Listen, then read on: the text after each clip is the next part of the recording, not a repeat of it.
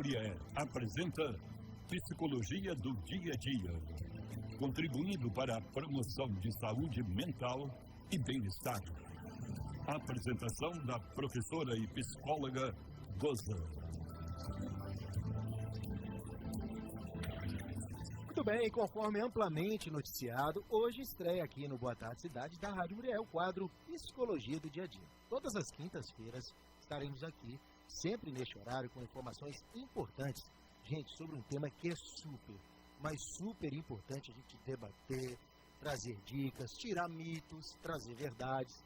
É isso, a nossa saúde mental. E quem comandará este quadro será a Margarida Maria Paulo Rodrigues Vargas, a Goza. Goza é psicóloga formada pelo Centro de Ensino Superior de Juiz de Fora, em 1981. Tem formação em psicanálise pelo Instituto Freud de Juiz de Fora. É especialista em psico-oncologia pela Sociedade Brasileira de Psicologia. Tem formação em terapia ericksoniana pelo Instituto Milton Erickson de Juiz de Fora e Instituto Milton Erickson da cidade do México. A psicóloga Goza atende seu consultório na rua Barão do Monte Alto, número 125, na sala 101. Goza, boa tarde, prazer te conhecer pessoalmente. Um pouquinho de bagagem aí pra gente conversar um pouquinho sobre saúde mental. Né? Seja bem-vinda à Rádio Mulher e seja o primeiro de muitos encontros, tá? Obrigada, bom dia, boa tarde, né, ouvintes. É um prazer estar de volta, realmente é um prazer conhecer você, encontrar gente nova, né, na rádio, mas é um prazer estar de volta e é um prazer poder comunicar a grande maioria, né, das pessoas, a tantos ouvintes que são fiéis à Rádio Mulher, um tema tão importante, tão abrangente e tão necessário sempre, mas especialmente nesse momento que a gente está vivendo. É um momento de muitas dificuldades, de muitos desafios e a psicologia, eu tenho certeza, tem muito a contribuir. Se na primeira passagem o SUS já tinha uma importância muito grande, mas agora ainda maior. A gente sabe que a gente já vem passando aí por muitos problemas que vem causando problemas mentais, doenças que antigamente não era se falado muito, hoje em dia já tem um debate mais amplo, mais aberto, pessoas que às vezes eram tratadas de uma forma diferente que hoje a técnica já é uma outra e é importante a gente sempre falar de saúde mental. Eu fiquei muito feliz quando eu fiquei sabendo do quadro. A gente já tem aqui todas as terças, quintas, uma conversa, o pessoal gosta bastante, tenho certeza que esse vai ser mais um sucesso. Seja bem-vinda de verdade. Muito obrigada. Eu brinquei aqui, né, com você, é um encontro de quinta, mas não é de quinta categoria, é de quinta-feira. Pois é. E isso, Wagner, é muito interessante eu contar um pouco dessa história. Da primeira vez que eu vim para a rádio, eu tinha uma participação no programa do Evil. E como que começou? Por que eu cheguei aqui? Por que eu cheguei aqui? Eu tinha saído da missa, estava esperando meu marido me buscar, e aí uma mãe subiu a ladeira ali da Matriz São Paulo, puxando uma criança que devia ter no máximo 3 anos, criança chorando, e ela sacudindo a criança, e essas coisas sempre me tocam muito. E aí eu fiquei profundamente triste, eu falei, o que adianta tudo que eu sei se eu não alcanço essa criança? Que é a criança que mais precisa de mim. O que adianta? O que eu posso fazer por essa criança? Aí quando eu estava com esse pensamento, o Paulinho e a Liginha desceram da igreja. Eu falei, tá aí, rádio. É um sinal. Rádio. Segunda-feira de manhã eu estava aqui. E me ofereci, né, para fazer o programa, e o Paulinho topou, né, porque eu já tinha uma noção do quanto o rádio é importante, do quanto o rádio é serviço. Mas essa noção se ampliou imensamente, porque até hoje algumas pessoas falam comigo na rua, e olha, já tem um tempo, eu fiquei aqui entre 5 e 6 anos com o Evil, depois eu fiquei um pouquinho com o Francisco, fiz algumas participações com o Paulo, mas mais com o Evil. E até hoje tem pessoas que me param na rua e falam, você é a senhora, aquela moça que falava na rádio, você me ajudou a educar os meus filhos, eu ouvi muito você. isso foi muito bom para mim. Então, a minha convicção de que o rádio tem um poder imenso só aumentou.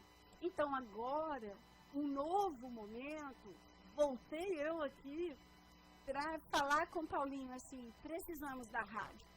Dessa vez, eu não voltei sozinha.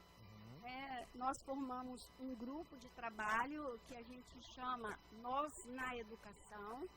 Então, são tanto os nós que a gente amarra, quanto somos nós todos trabalhando por uma educação que atenda às necessidades das nossas crianças, dos nossos adolescentes. Então, nós somos um grupo variado, profissionais de diversas áreas. Nós estamos nos reunindo semanalmente, fazendo propostas, nos ligando, nos oferecendo para a prefeitura e nos oferecendo para a comunidade, para pensar, mas também para agir, em favor de uma educação que faça sentido, que responda às questões e às necessidades tão severas que a gente está vivendo nesse momento.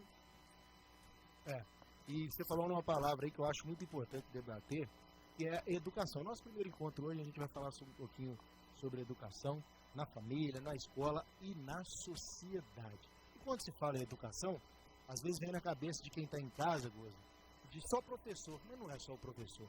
São vários profissionais que podem atuar para que a criança, o adolescente, receba esses conhecimentos de uma forma que ela consiga assimilar e colocar em prática na sua vida. Ou eu estou enganado? Não, absolutamente corretíssimo. Todo mundo educa, bem ou mal.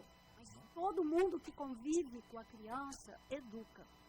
Muitas vezes as pessoas me perguntam assim, quando eu devo começar a educação do meu filho com relação a isso ou aquilo? Educação sexual do meu filho, educação financeira do meu filho, quando eu devo começar? A partir do momento que você começa a conviver com ele, você está educando. Porque a maneira como você se relaciona com o seu filho, mas a maneira como você se relaciona com as pessoas do seu ambiente, para o seu filho ver, é educá-lo. Se eu não trato bem as pessoas que estão na minha casa, se eu não trato bem o meu marido, eventualmente a minha mãe, o meu pai, a minha sogra, o meu sogro, os meus irmãos, um funcionário que eu tenho em casa. Garçom quando você vai no restaurante. Garçom no restaurante, a pessoa que me atende em qualquer lugar.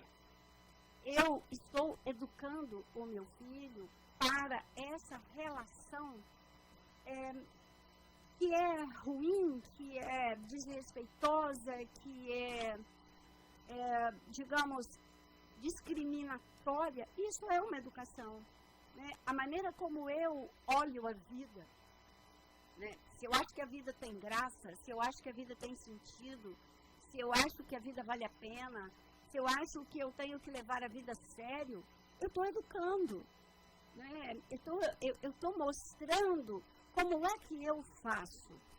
E isso é um pouco, quando você tem crianças e adolescentes, é um pouco de como é que se faz.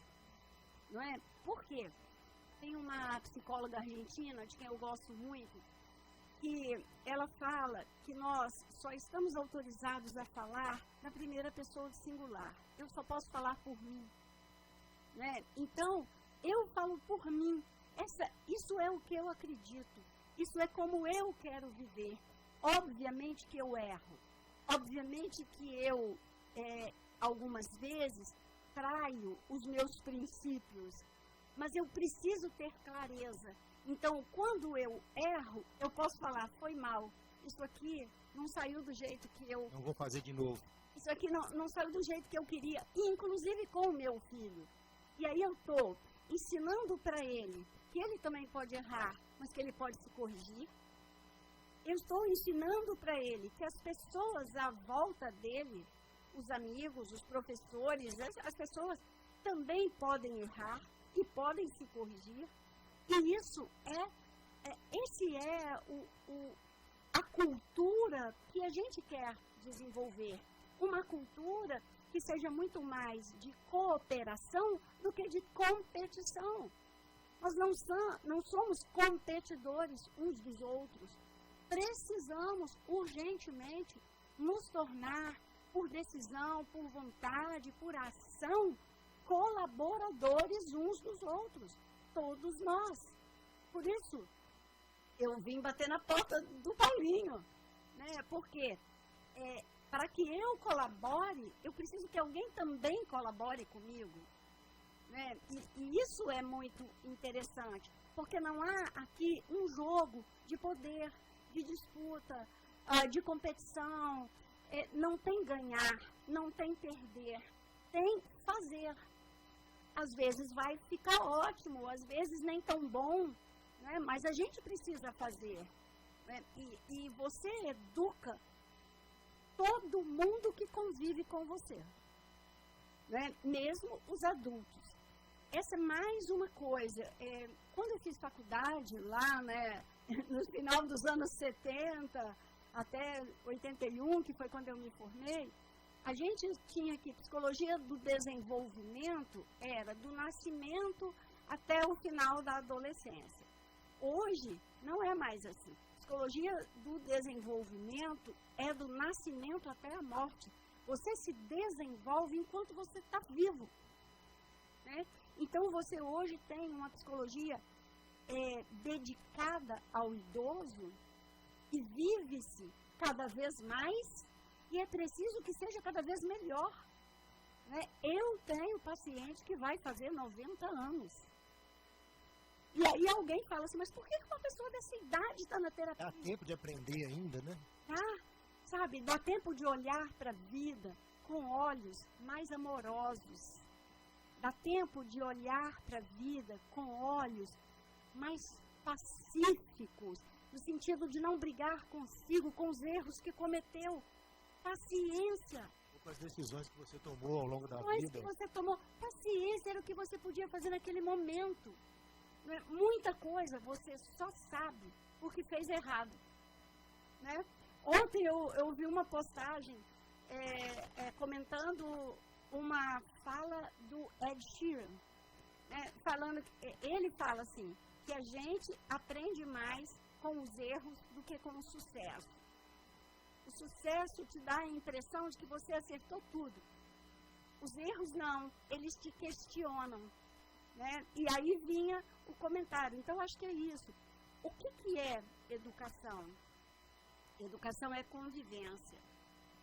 Por isso a gente defende, né? A gente defende as perdas enormes que a pandemia nos trouxeram, porque não havia convivência.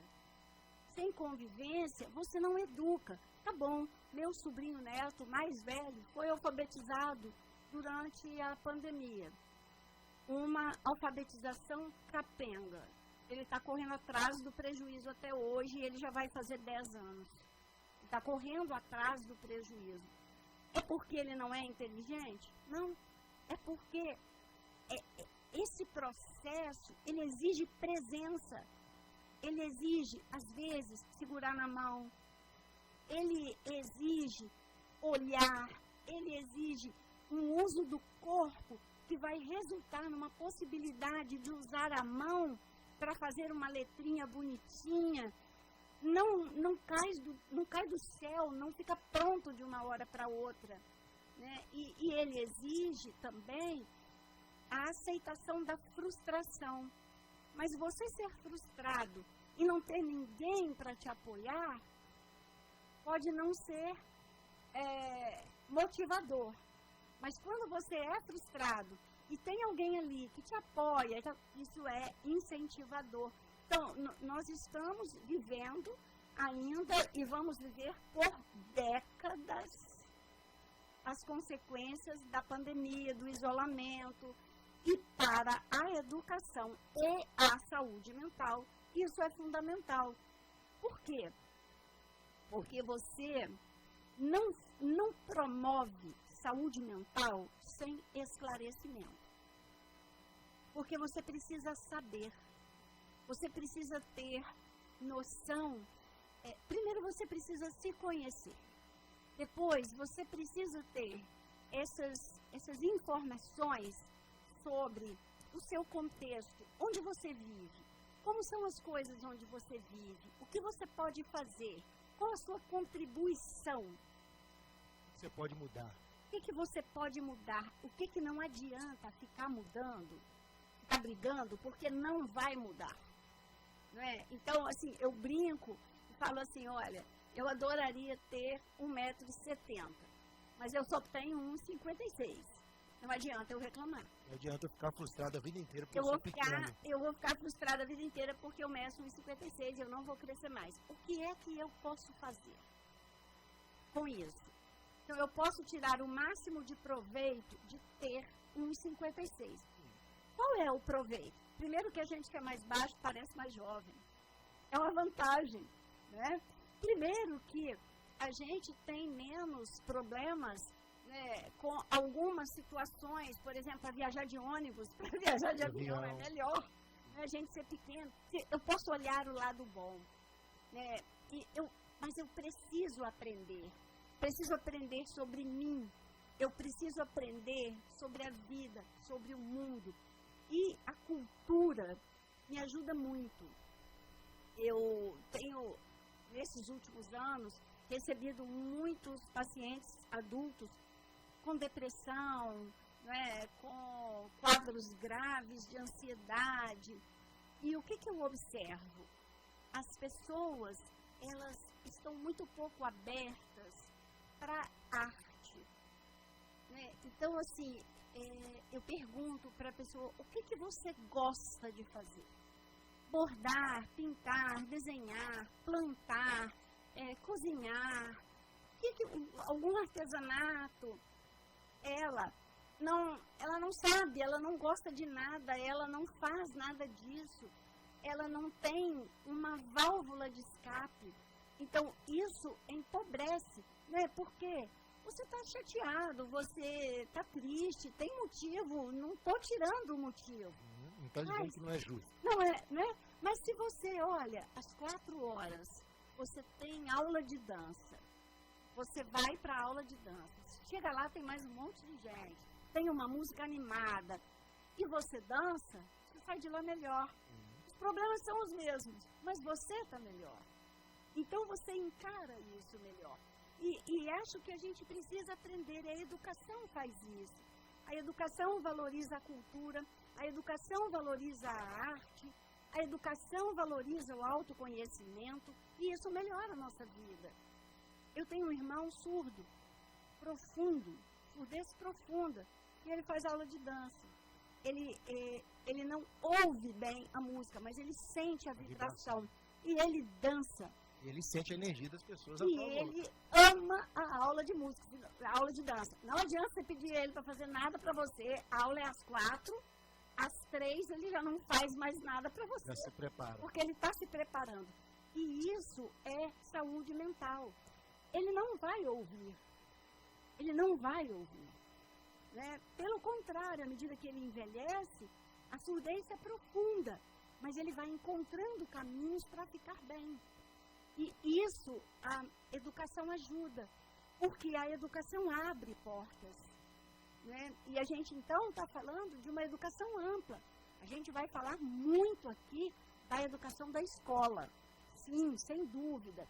Mas a gente precisa ter em mente que a educação é uma tarefa de todo mundo. E eu também falo nos profissionais de saúde, nos médicos, que eles, por uma série de questões que a gente não pode debater aqui, a gente não tem tempo, mas eles deixam de educar, de conversar, de ouvir os pacientes e de orientar. Então, hoje você tem uma quantidade enorme de diagnósticos para crianças e adolescentes que são alguma coisa, um bicho de 7 ou de 70 cabeças para os pais, porque ninguém explica o que é aquilo. Ninguém explica com tempo, com cuidado, o que é aquilo, o que aquilo implica para a vida do filho. Né? Então, você vai criando uma sequência de coisas mal entendidas, não entendidas, que não são assumidas. E elas desembocam todas na sociedade. Não é? E eu sei que está terminando o nosso tempo, mas eu quero terminar com uma historinha real, né, contada e vivida pelo nosso amigo, que é um dos participantes do grupo Nós na Educação, que é o Renato Sigiliano, que é jornalista também, né, de formação. O Renato conheceu um cacique chavante. E ele perguntou para o cacique o que ele tinha a dizer, né, da destruição que o homem está promovendo na natureza. E aí o cacique falou para ele: a natureza está se destruindo. E aí ele falou: mas eu não entendi. A natureza está se destruindo? Ele falou: porque nós somos parte da natureza. Então nós estamos ouvindo o tempo inteiro que as famílias estão doentes, que a sociedade está doente, que a escola está doente, mas somos nós. Nós somos as famílias, nós somos a escola, nós somos a sociedade. Nós estamos profundamente implicados nisso. E o que é que nós vamos fazer? Pois é, a própria palavra que você disse, educação, já diz muito sobre isso. Educar e ação. Educar e ação, né? O que é que nós vamos fazer? E eu, como sou, para usar uma linguagem moderna, né? Eu vou falar que eu sou uma seguidora do Rubem Alves, mas eu antigamente dizia que eu sou uma discípula do Rubem Alves. O Rubem Alves era um psicanalista e pastor da Igreja Presbiteriana. E ele tem uma coleção de livros, de histórias, histórias para pequenos e grandes. E nesse livro aqui, A Planície e o Abismo, ele fala que o conhecimento que só fica na cabeça é cruel e só traz morte. Conhecimento tem que ir onde o coração, onde o sangue corre. Conhecimento tem que ir para o coração. E é de coração que eu volto para a rádio para colocar a serviço da minha comunidade, da minha cidade, da cidade que eu amo, na cidade da qual eu nasci, colocar a serviço da minha comunidade todo o meu conhecimento. Eu amo estudar, eu amo ler e eu acho que é meu dever compartilhar tudo que eu sei para que as pessoas possam viver melhor. E é isso que eu vim fazer aqui. E já tem gente mandando mensagem. A Zezé, a Cristina está dizendo que bom que a doutora está de volta, tá vendo, gente? Chamando aqui de doutora. É porque o Evil fez isso, né? Doutora Goza. Eu falava, mas não combina um apelido com um doutora, né? E ele fez isso. Ele me fez esse favor. Então tá aí. Virei doutora Goza. Então tá aí a Margarida Maria Paulo Rodrigues Vargas, que a gente vai chamar de Goza, todo mundo conhece de Goza. E a gente também transmitiu no YouTube, depois você pode pegar os cortes lá para trazer. Esse foi o nosso primeiro encontro e na próxima quinta-feira a gente traz mais um assunto para estar debatendo, para estar conversando sobre saúde mental. Eu tenho muitas dúvidas, de acordo com a semana a gente vai tirando com a Margarida Maria Paulo Rodrigues Vargas, a Goza. Obrigado, seja bem-vindo de volta e até a próxima quinta. Muito obrigada, eu agradeço a audiência de todos vocês e vamos estar aqui juntos. Próxima quinta-feira, às 15h30. Tem telefone? Quer deixar o telefone, Goza? Olha, é mais fácil as pessoas me procurarem no Instagram. Okay. O Instagram é quer saber, tudo junto, quersaber.psicologia. Por quê? Se ligar, se eu tiver com o paciente, eu não atendo. Aí fica muito difícil. E às vezes as pessoas mandam tantas mensagens, e aí mensagens que eu não conheço, aí eu não consigo identificar. Sim. Você mandando um comunicado lá no Quer Saber, eu tenho mais facilidade. Tem alguém para administrar o Quer Saber para mim, aí me fala, você tem que responder isso aqui. Quersaber.psicologia. Quersaber.psicologia. Aí, gente, Psicologia do Dia a Dia, todas as quintas-feiras, às 15h30, com a Margarida Maria Paulo Rodrigues Vargas, a Goza. Na próxima quinta, a gente tem mais um encontro marcado. Apresentamos Psicologia do Dia a Dia. Um novo programa na próxima quinta-feira, às 15h30.